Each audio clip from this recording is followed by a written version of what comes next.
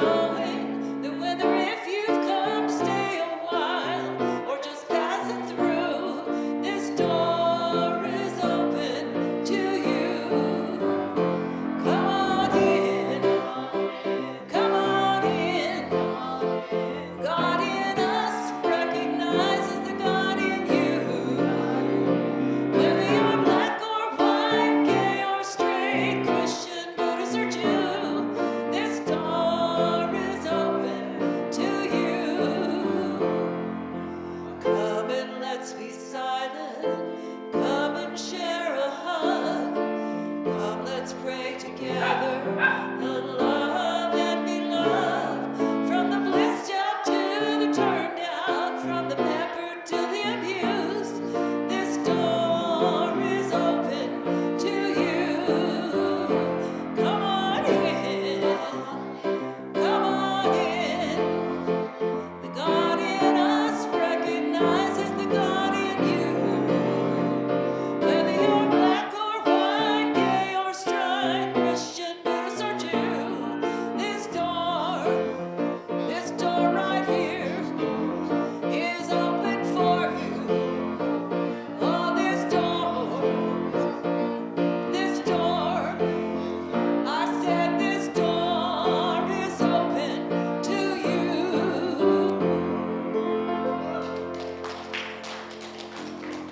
All right, thank you, everybody. Good morning. This is CSL Visalia. I am Steve Kinchu, a member of the board, and I welcome you here. So Donna will come up and will be giving us our announcements. And oh, what am I missing? No, if that's your welcome, usually you have something profound to say. No, I have nothing profound today. Today's a simple day. So thanks for being here, everybody. And if you do have something to say during the announcements, please just jump up and come up to the stage, and Donna will hand you the microphone.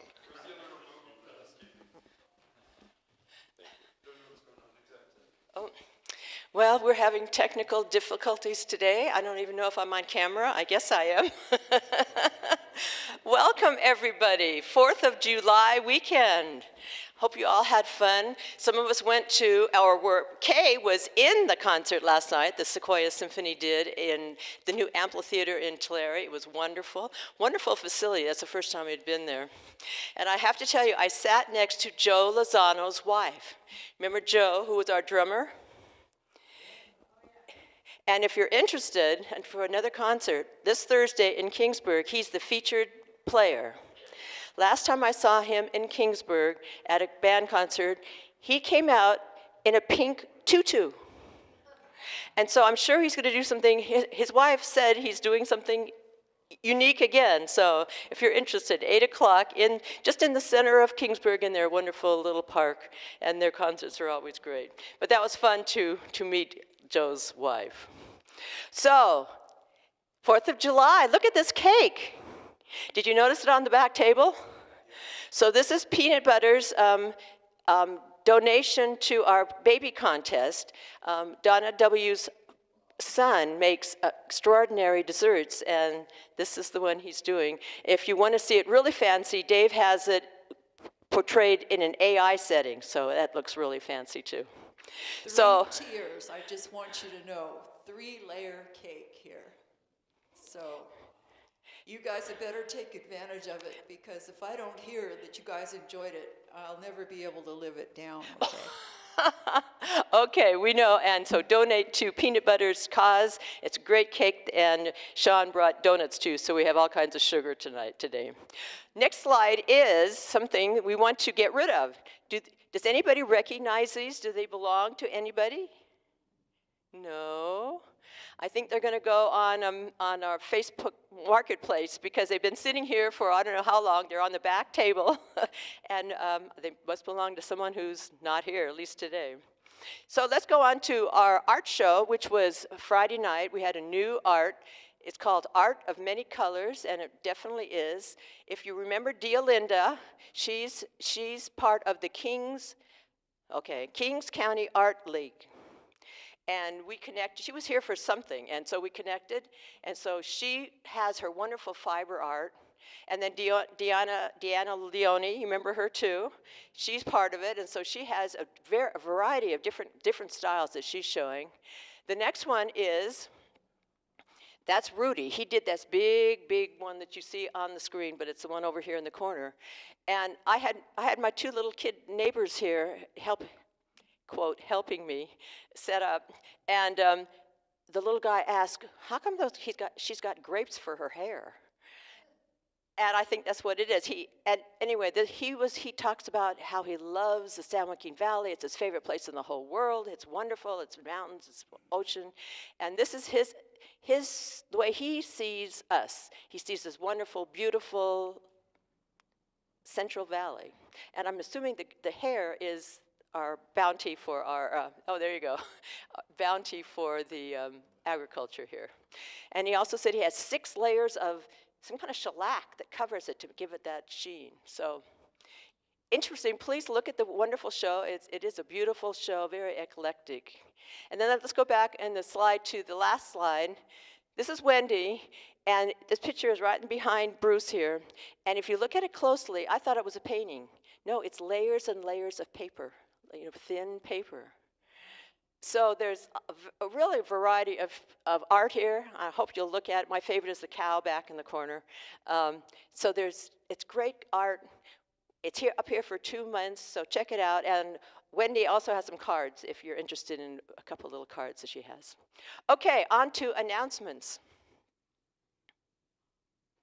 Baby contest. Okay, today our wonderful cake is for peanut butter. Peanut butter up in the right corner is bringing this cake for Donna and Dave's little baby peanut butter. And next week we're having some other goodies. I can't remember who. Somebody's bringing something next week, and then Emmy, which is Simon's baby, is bringing something, a salad bar on the 19th. And then Bev is getting ready to set something up too. So we're having goodies just about every week, and we're all donating to our wonderful baby contest. Whoever wins the contest, whoever brings in the most money, is our mascot for the year. And Peanut Butter is also hosting a karaoke. This is also Dave's rendition of AI Flyer. Pretty good, huh? So the karaoke is July 24th. You want to talk about it, Donna? Other Donna? Well, I've already put the word out to Cafe 210, so everybody that likes to sing will be coming. And you can come and you don't have to sing. You can just show up and make everybody else feel good, It's free entry. There will be snacks and drinks for sale. I personally think that we're going to charge $5 a plate, and if you have another plate, you get to put down another $5. One drink will be free, probably the water. And I don't think we're going to have any alcohol, but I don't think it matters because I think you guys are going to be high on music. So it's 6 to 9 on the Friday night, and I hope to see you all there. Thank you. So there's flyers on the back. Take them, invite your friends. It's just a fun night. Good music, terrible music, doesn't matter. It's just a fun night. And any of you who want to participate, be sure The to terrible music is more fun, I gotta tell you. So anyway, that's Peanut Butter's next fundraiser, and it'll be a great night, so I hope you all come to that.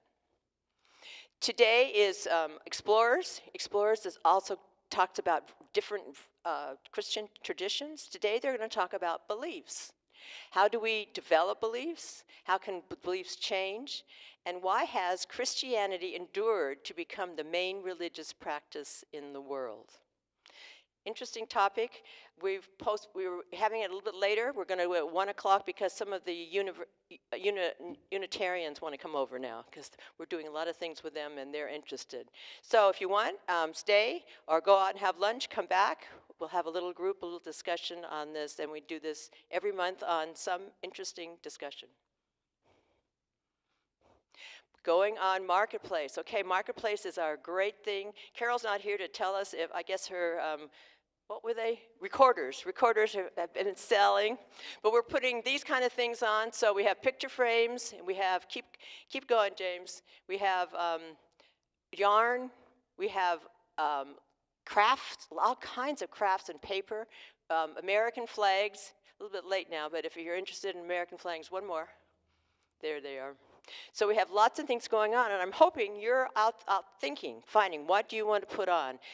The instructions of how to do it, we just sent it to Bev's daughter-in-law, and she puts it on for us, and hopefully we're going to make a little money off this and have sort of fun and clean out your closets.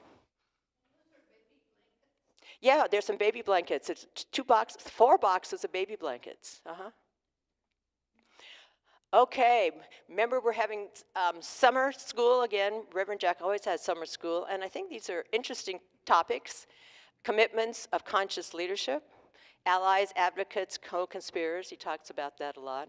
Affirmative prayer, that was our discussion in the talk this morning before church. And the declaration of principles, which we talk about every week, but we never really get into them. So it's all on Zoom, it's Wednesday nights, starts July 15th. There's flyers there to tell you how to get in, but it's just on a regular page, and click on the Let's Talk Science of Mind, and you can come in on any of those times and be part of the discussion. And remember, we have some things here you can take, Mikey. So bring socks, sunscreen, whatever you can. That we're helping those without homes and that need extra things. We're putting them in that corner over there. And we welcome Reverend Sonia Russell. She's our guest speaker today on Zoom, and so we'll hear her in a little bit later. And for that, I will turn it back over to Steve.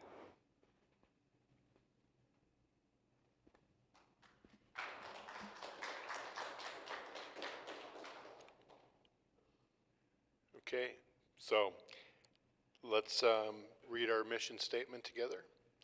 Center for Spiritual Living Visalia is the place everyone comes together, connecting in love and learning how to create abundant, joyful, and peaceful lives.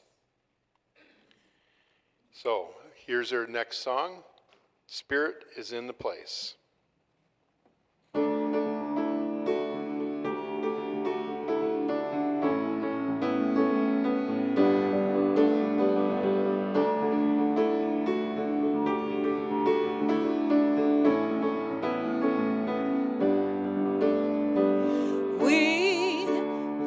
Come together as a family.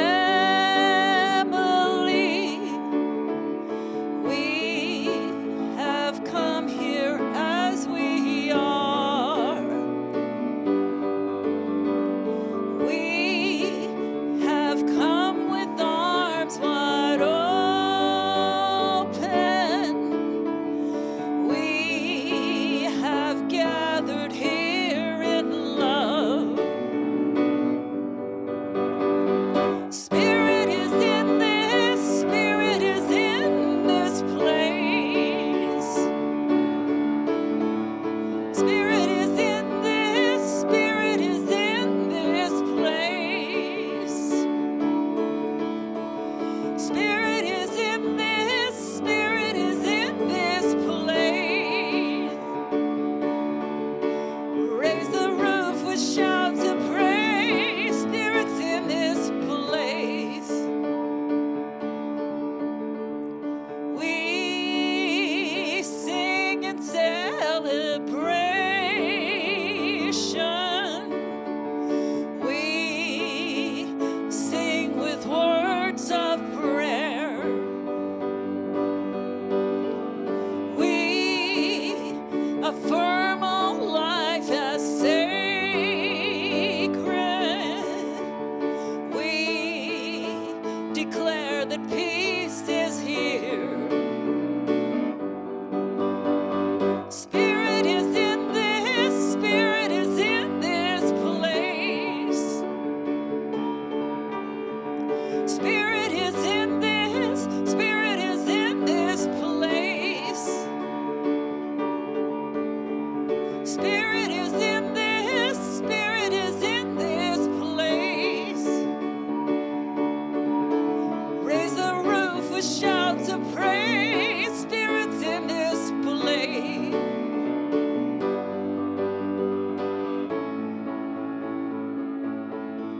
Yeah.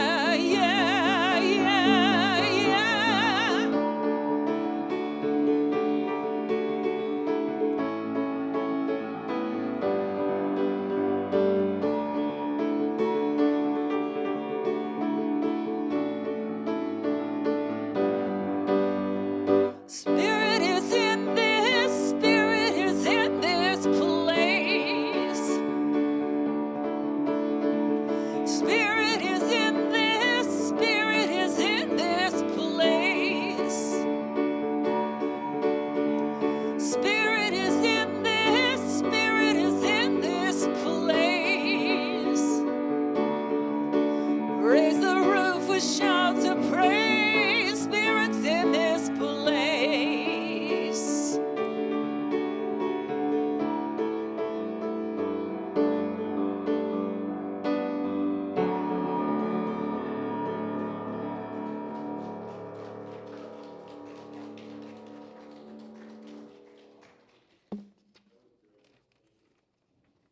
All right, Science of Mind has 13 principles, or what we believe statements. I encourage everybody, if sometimes when we read these, it may not resonate with you because of the words and that are used and the thoughts, and, we all interpret things differently, and, ask some of the more experienced people here, if you don't know what it means, what are you talking about? So, here we go. What we believe. We believe, and please join with me, we believe that the kingdom of heaven is within us and that we experience it to the degree that we become conscious of it. All right, now I turn the microphone over to Bonnie for our diversity quote.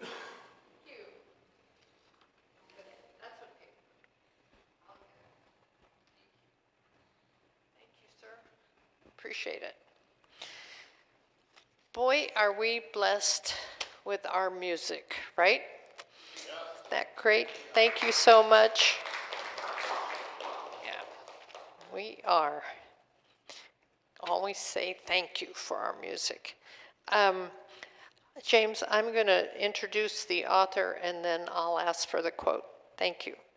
Okay, today, for the quote, I have the pleasure of presenting a quote by Carolyn Mace, and she is a 5-time New York Times best-selling author and internationally renowned speaker in the fields of human consciousness and mysticism, health, energy medicine.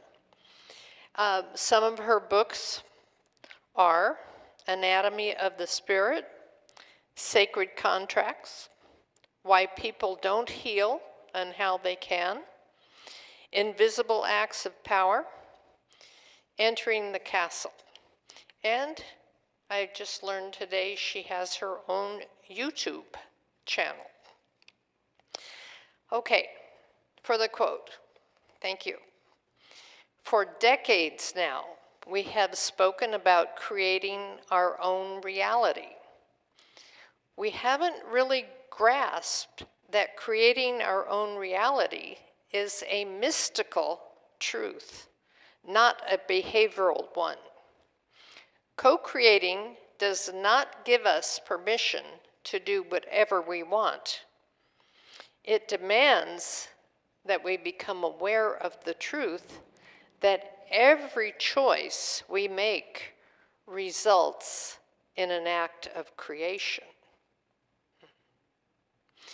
If we could realize the power of our soul and unite with each other through prayer, we could heal this world. Thank you.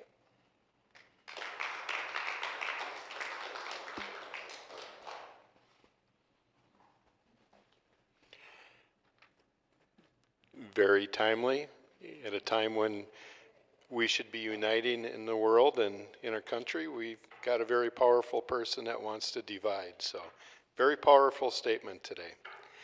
All right, next on our list here is, please stand and sing. We're going to do our congregational song. Right here, right now. There's one thing I want to ask. Are we supposed to do a birthday song today?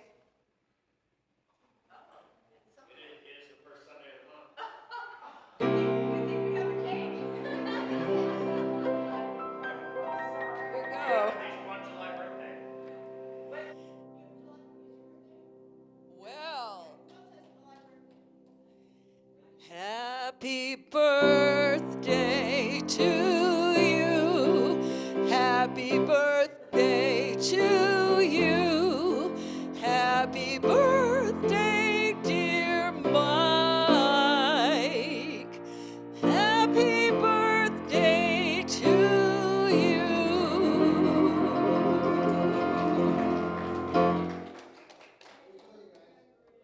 Thanks for being on top of it, Donna. You are the master. All right, now our congregational song, Right Here, Right Now.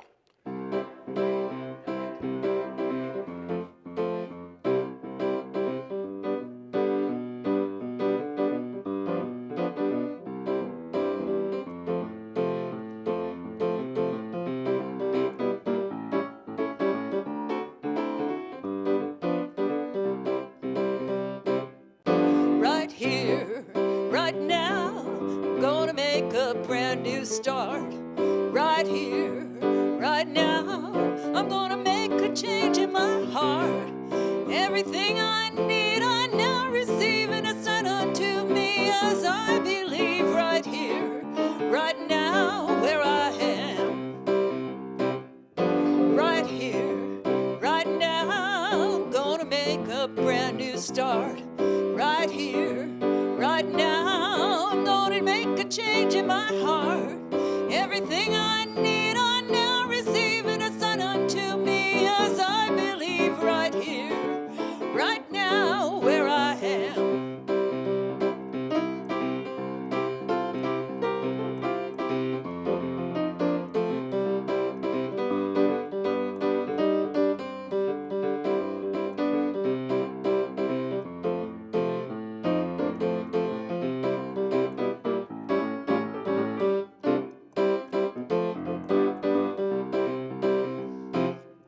Right here, right now, I'm gonna make a brand new start. Right here, right now, I'm gonna make a change in my heart. Everything I need, I now receive, and it's done unto me as I believe. Right here, right now, where I am. Right here, right now, where I am. Right here, right now, where I am.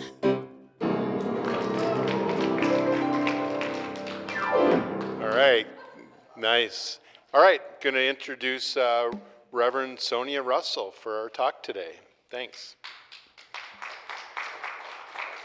Good morning, good morning, good morning. Want to make sure you all can hear me. I was having my own little technical difficulty. Excellent, excellent. I'm so grateful to be here this morning. It's a pleasure to be with you. Thank you for having me again.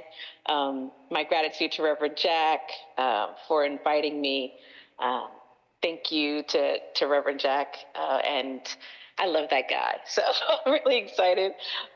It's great to have the request, and I'm grateful to be here again. And I want to say happy holiday, happy 4th of July. I know it was yesterday, although if you're in the immediate Bay Area, specifically in Oakland, which is where I am, they are still celebrating. We're celebrating all night long. And I'm, trying to be with the celebration while also, trying to get a good night's sleep and, trying to keep my little dog from freaking out. But, happy anniversary to America, 250 years old. That's crazy to me. Mostly because we're babies, right? Like if we really think in the grand scheme of countries, we're like the toddlers, right? Like we're like the 2-year-olds, and not to mention in the grand scheme of the universe, we're just a blip, like we're just a little tiny, like a little tiny moment of time. And the good news is that I believe, and I hope you believe with me, that year 251 can be better. Like we got some work to do. We've had a little history of putting some things in place. But if you're like me, I believe in hope. I believe that there's the possibility of it getting better. I feel like that's what we do as religious scientists, as folks who practice the science of mind. We're thinking about what's possible, right? We're thinking about what's available to us. Because we know that there's goodness happening in the universe, and it has an opportunity for it to be manifested right here where we are. And I'm excited about that. And so I love how things all come together. Once someone said to me that coincidence is God's way of staying anonymous. And so for me, it's just about all the way the things come together beautifully and manifest. The reading that was done from Caroline Meeks this morning was perfect. There's that one line where it says co-creation does not give us permission to do whatever we want. It demands that we become aware of the truth that every choice we make results in an act of creation. That is fantastic, and it's perfectly in alignment with what I'm talking about this morning.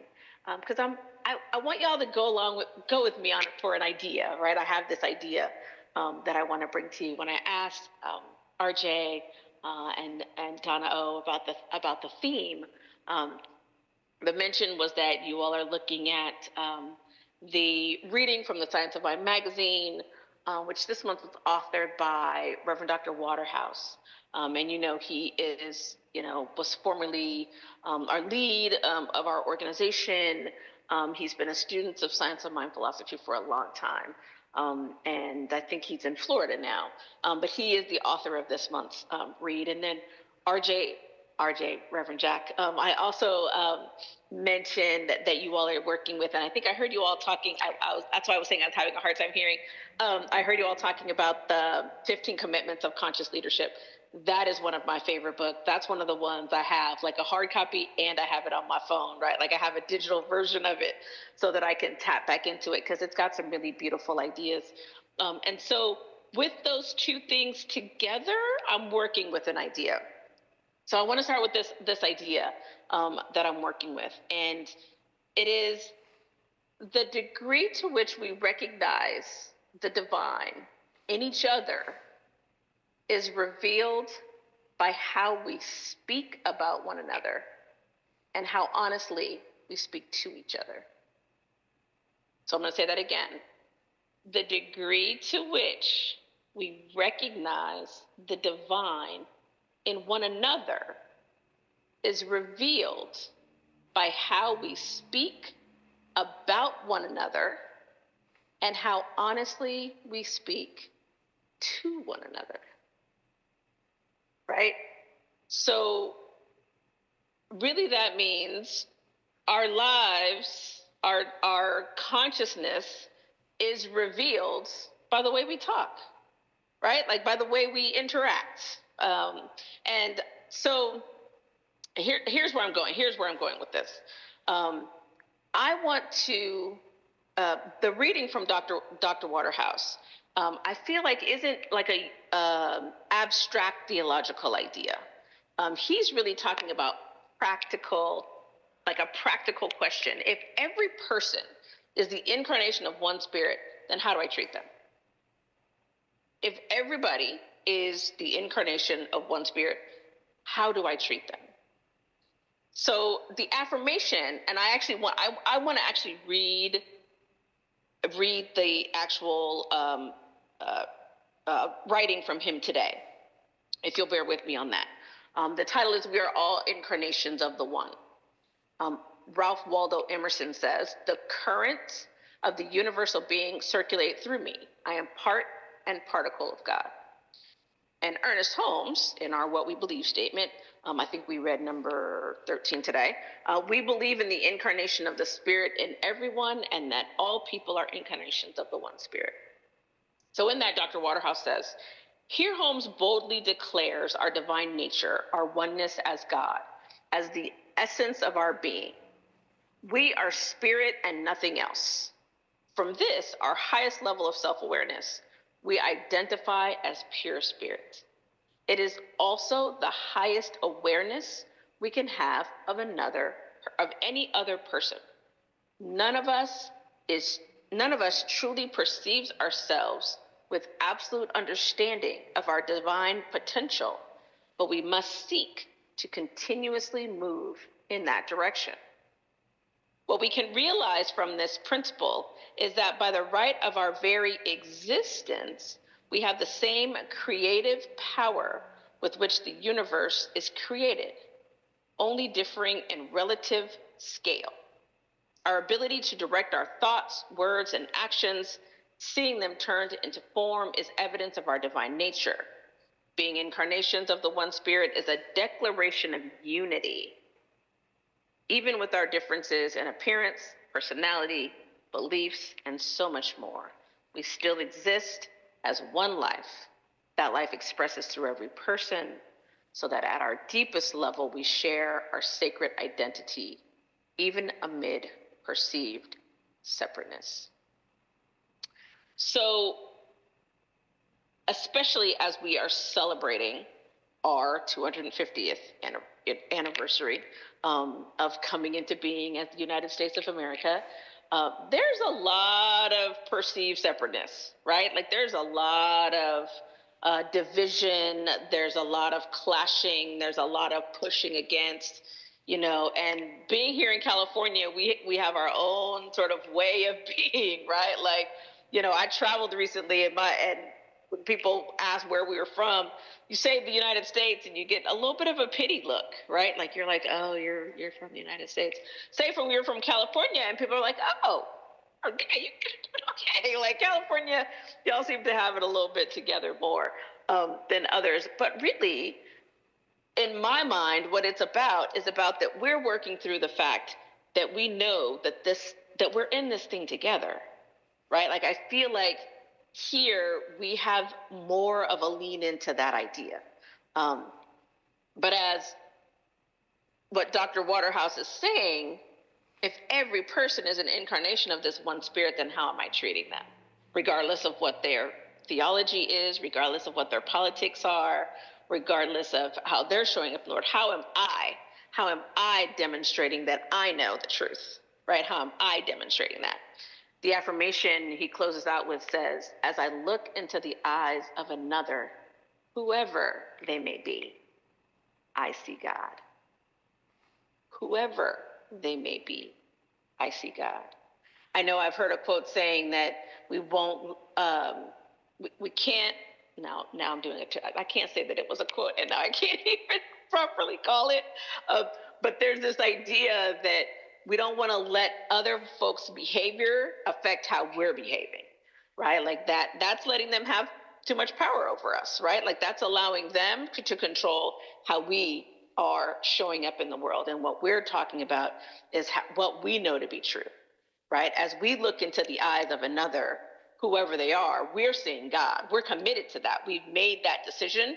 We've said, this is how I'm going to move through the world. Because why? I know that we are all incarnations of the one. I know that we are in this thing together, right?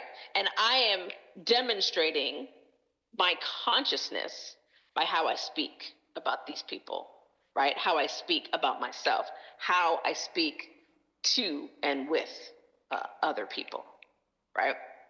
And so then I'm connecting that idea, right? This idea with commitment number 5, right? So in the 15 commitments of conscious leadership, commitment number 5 is the eliminating gossip, right?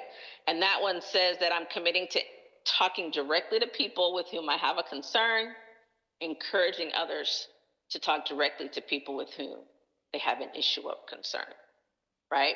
Like gossip really, I feel like, is forgetting who we're forgetting, like in that moment. I have absolutely been, gossip is not a thing. I learned very early on, I was taught that if they're not in the room when you're talking about them, you're gossiping. And that for me felt like a whoa. that's a whole moment. Like if they're not there and you're talking about them, sometimes we try to guise it with, oh, but I'm concerned for them. If we genuinely are, then let's get and show some of that love and concern for the person, right? But so gossip isn't, in my mind, just about being mean. It's about being in a space where we have forgotten who we're talking about. We're talking about another child of God. We're talking about ourselves, right? If there's only one of us here, we're talking about ourselves. And if we truly believe that each of us is an incarnation of God, we can't reduce people to a story. We can't reduce them to an incident, right? We can't reduce them to, because people are more than one thing, right? Like I learned a long time ago to embrace this idea that we are more than one thing. We don't want to be judged by the worst thing we've ever done. We don't want to be judged by the best thing we've ever done, frankly. We are people who are complicated, right? Like I'm always consistently amazed by how people get along at all, right? Just because of language, because of culture, because of upbringing. There's so many things that are perceived barriers, right? But we do, right? Like we come together in love and community. We form relationships and bonds and family units. We have circles and opportunities to connect. We take classes. Like there's so many ways in which we bond. And it's all in my mind because we have the opportunity to kind of see past, right? See past what could be the perceived barriers of being separate and leaning all the way into this oneness, right? Leaning into it. And when you're eliminating gossip, that's what you're doing. You are not recruiting somebody else to be in your judgment with you, right? You're not recruiting someone else to stand with you being separated from another, right? Eliminating gossip isn't about being nice. It's a spiritual practice, right? It is how we stand clear and focused. I believe that there is only one life, and we are all a part of that one life. And if so, that means that person's identity, who they are, is safe in my mouth. And frankly, it's safe in our thoughts. That's a whole nother level, right? Like, is it safe, right? Like, does that person have safe passage through your mind, right? That's a different talk, though. That's a different level. But what comes out of our mouths matters, right? Like, if we let's just start there, right? But what we're saying about someone when they're not around, good or bad, frankly, right? Like, and if it's good, let's make sure we tell that person. And if it's not as great, let's figure out how we can, right? Like, y'all know we call them the Sufi gates, right? Like this idea of how you can decide about how you're going to interact or speak with somebody. And I want to say this are 3 questions. It's like, is it true? Is it necessary? Is it kind? I sometimes add does it need to be said by me? Right? Like, and I may be conflating a couple of different ideas, but I know that there are plenty of times where I have like tried to like whatever I was trying to say, I like wedged it sideways through the Sufi gates just because I wanted to be able to say it, right? I wanted to be able to like get something off my chest, as they would say, right? But if it's not true and if it's not necessary and it's not kind, is it a story or is it fact? Right? Like that's what they're talking about. Is it like the real, or is it my opinion of it? Is it my idea of it? Is it my perception of it?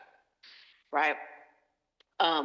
So commitment 6, I feel like, right? So going back, right? We're holding on to this idea that the degree to which we recognize the divine in one another is revealed by how we speak about each other and how honestly we speak to each other.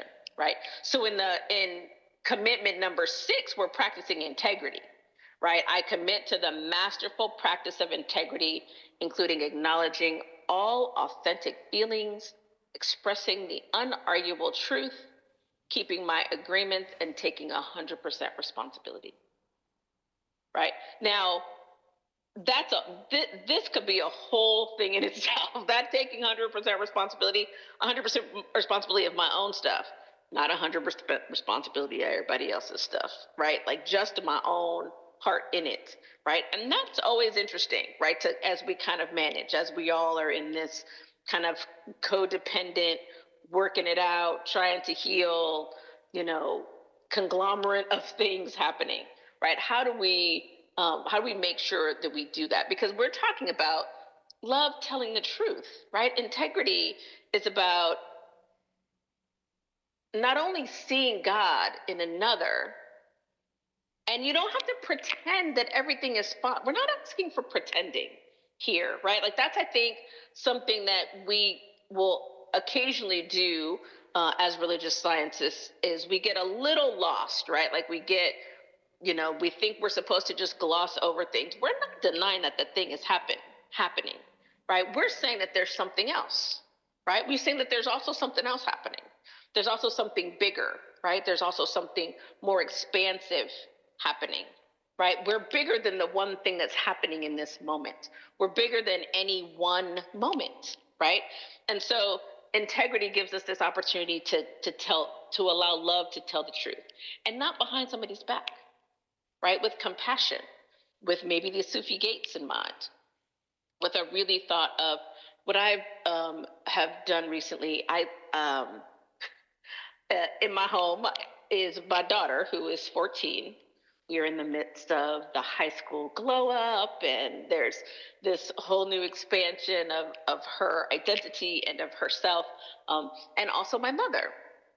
And she is of that, the boomer generation. I'm a Gen Xer myself. And we brought you, the internet. You're welcome. And so, we're very much in this, I'm kind of sandwiched in between the two of them. And there's a lot of opportunity for me to really be able to see who they are and work with who they are and tell the truth in different ways, right? And tell the truth in ways that can be kind, can be necessary, all of the pieces. And integrity is a big opportunity, right? Not only in the minutia, but just in life, right? And how we carry ourselves, right? Because if I'm thinking about being integrity when I'm talking to someone, it's because they are God. I'm seeing them as God. I'm seeing them as the more than one thing, right? I'm seeing them as beyond this moment. So in commitment 6, integrity it's not really morality, it's wholeness, right? We're already expressions of the one life, right? Like Ernest Holmes is teaching us that in the Declaration of Principles. We're already expressions of wholeness, right? Integrity means we're living in that alignment with that truth. So it's not that we're just trying to be good, right? Like there can be that. But one of the definitions of integrity is it's like the state of being complete or undivided. Right? There's nothing in us that's fragmented when we're in integrity, right? Your thoughts and your actions and your words are all in alignment when you're you're all in congruence. We're recognizing our wholeness. And that's the work, in case we were unaware, right? Like that's how do we get there, right? Is the thing, right? It's why we practice, right? It's why we pray. It's why we meditate. I don't meditate to be a better meditator. I meditate so I can be a nicer person, right? I meditate so that I can be a better mother and a better daughter, right? So that I can be a better human being and a better friend, right? That's why I'm meditating. That's why I'm praying. That's why I spend time in spiritual community, right? Because I'm working to ensure that nothing in me is fragmented. I want to be able to see not only the potential for the future, I want to see the potential in my fellow human, right? Like the only way for us to get to what we're trying to get to is to be willing, to be open and receptive to that idea, right? That I'm whole and I'm working out my life and you are too, whatever that continuum looks like, right? Because we're all doing our best no matter what it looks like. And sometimes I will say it out loud. Sometimes I feel like, no, they are not doing their best.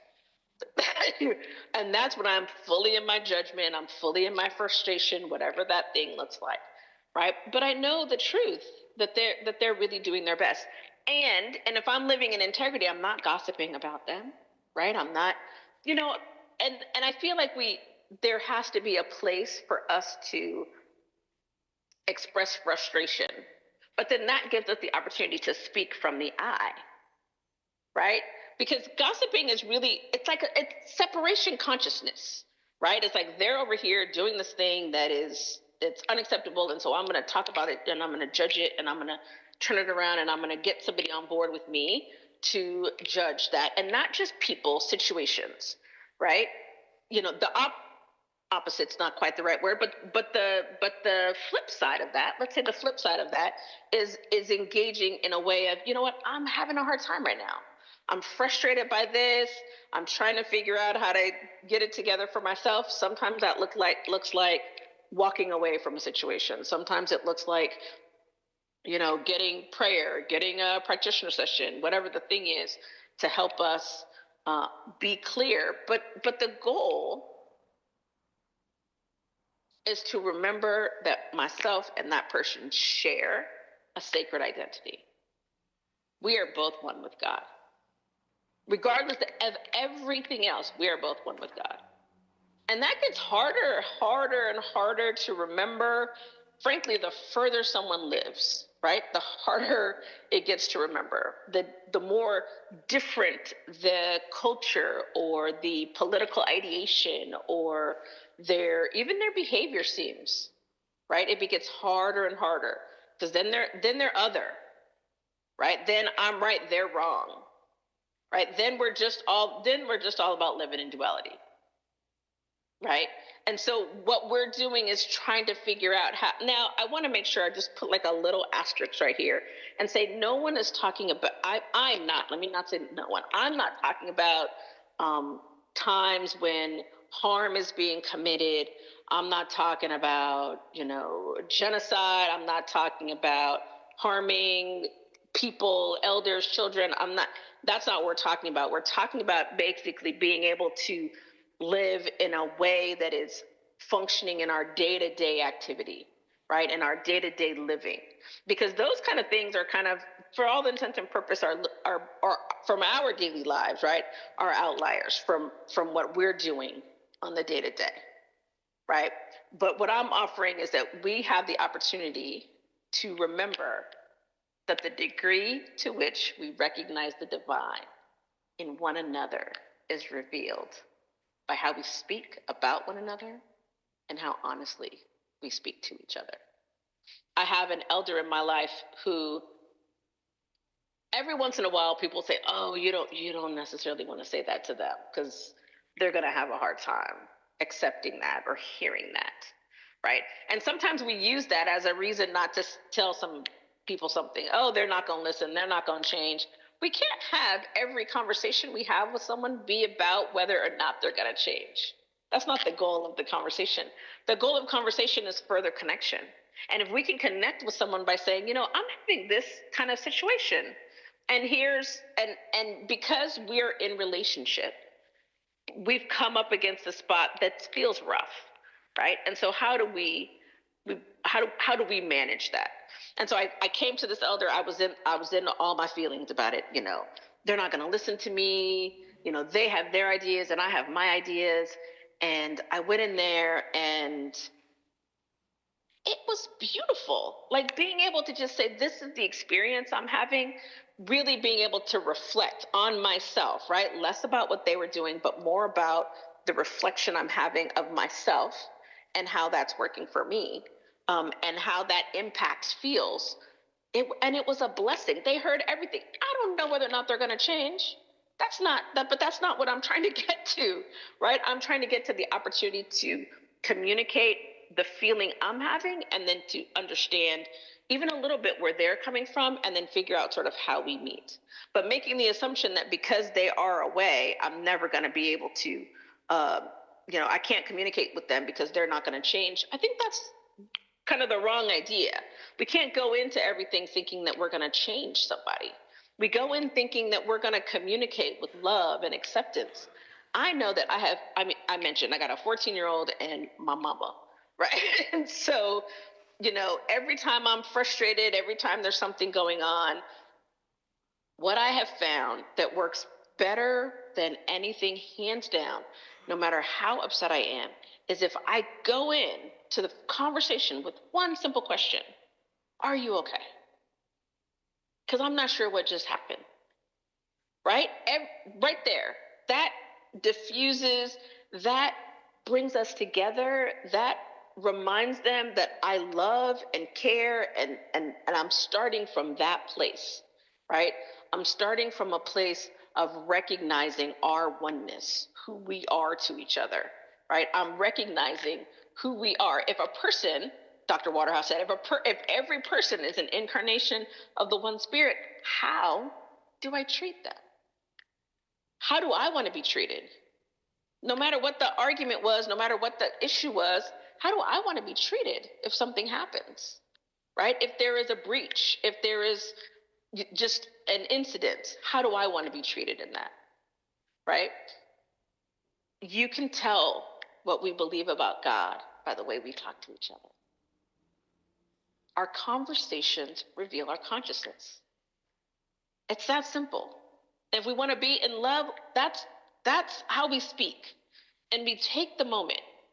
I don't know if many of you know Dr. Kim Kaiser. He's retired now. The teacher at CSL Santa Rosa for a long time. He's also a Buddhist. And he so often, when he and I are in conversation, will stop and just go, give me a second. And he'll close his eyes and he'll take a breath. And for someone like me who was always sort of running and going and, I talk fast and you hadn't noticed, there's all the pieces, to actually stop and give himself space, to give the moment space, changed everything for me with how I communicated in situations that seemed tense, right? How I communicated, allow the conversation to reveal my consciousness, not my theology, not my religious study, not what I know about God or how I quote the Bible, none of that. Just this moment. Can I communicate with them from a knowing that I am one with God, they are one with God, and without exception, and regardless of what it looks like, goodness is unfolding. Love is unfolding. So we're seeing God in everyone. We're not talking about people in ways that deny their divinity, right? We're speaking directly to people in ways that honor their divinity when we have concerns.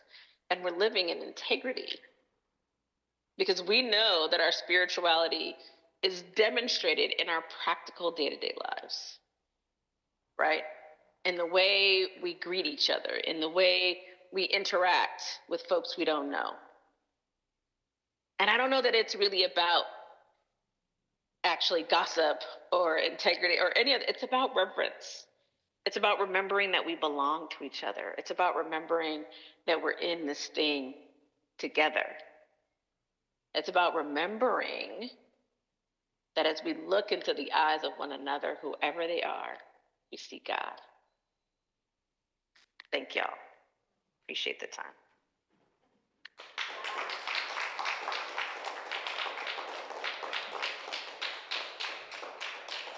Thank you, Reverend Sonia. Now, our special music, Relax and Let Go.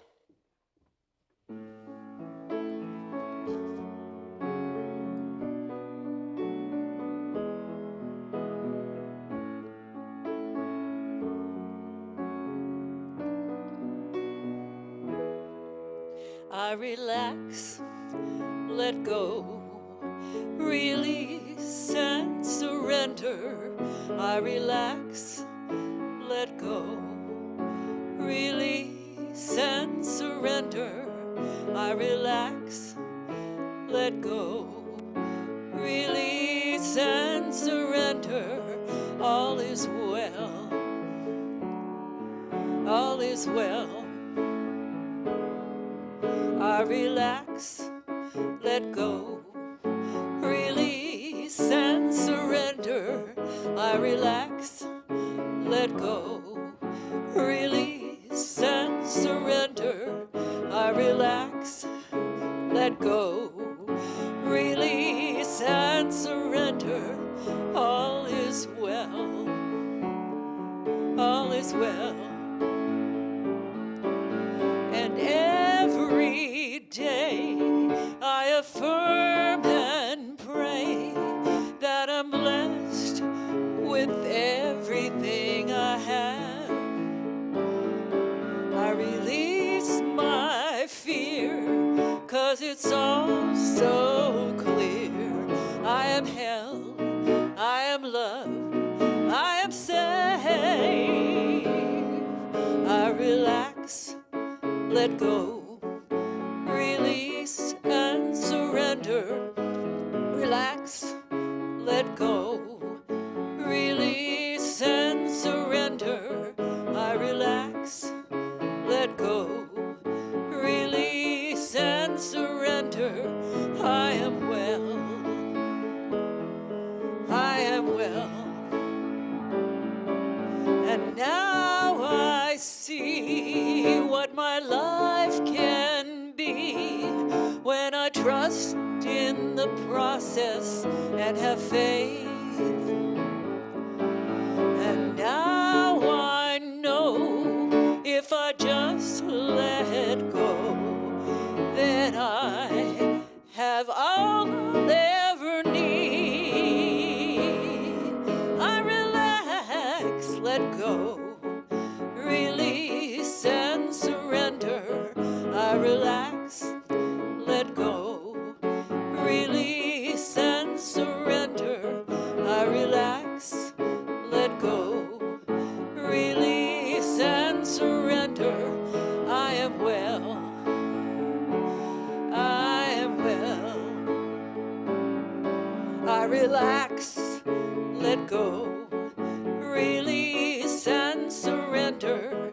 I relax, let go, release and surrender. I relax, let go, release and surrender. All is well, all is well. I relax, let go, release and surrender. I relax, let go, release and surrender. I relax, let go, release and surrender. All is well, I am well, all is well, I am well.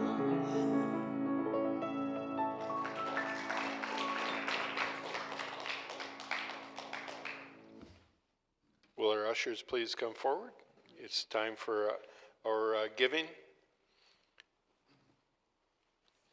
So, if you would like to donate, you can come in person, drop some cash, drop a check into the offering bag here, or go to cslvisalia.org and click on the donate button.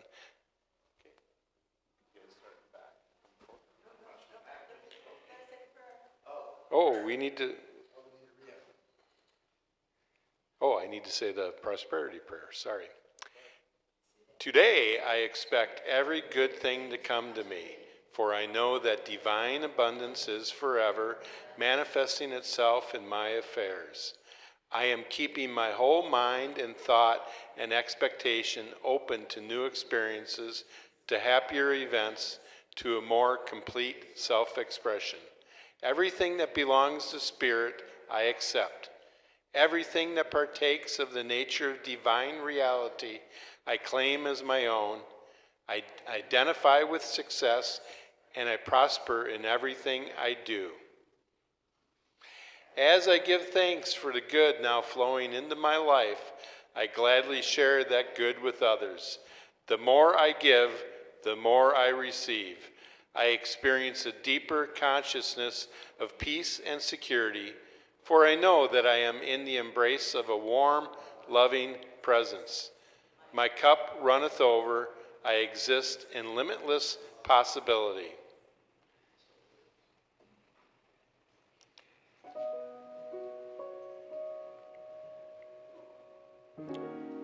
So we ask that once you have given your gift, please come forward and we'll make our peace circle.